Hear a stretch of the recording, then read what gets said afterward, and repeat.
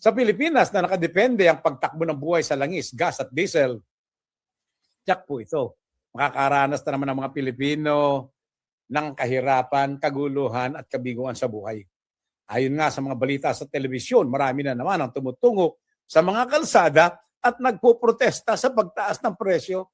Yan naman ang masama sa Pilipinas. No? Yan ang masama sa Pilipinas. Bakit po masama sa Pilipinas? Isipin mo naman, nagkakaroon po ng ganitong klase ng bangayan, nagkakaroon po ng ganitong klase ng paghihirap.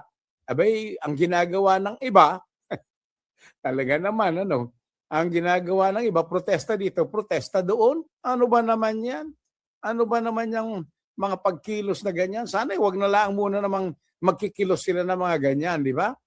Kasi kawawa naman tayong lahat na nangyayari pagkatapos tutungo sila sa ganong klase ng pagpoprotesta. Nasa GMA po, nasa ABS-CBN. Tama po. Oo, tama po. Tama po, Kadugong Miranda Puse.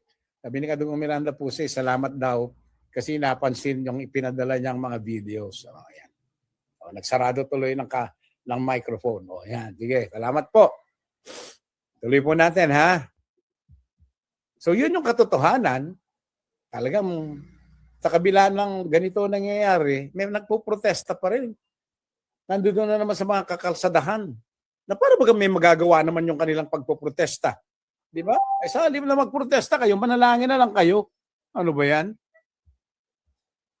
Ang nangyayari po kasi sa mataas na presyo ng gasolina at diesel, tataas ang presyo ng mga bilihin. Tataas ang bayad sa kuryente at tubig.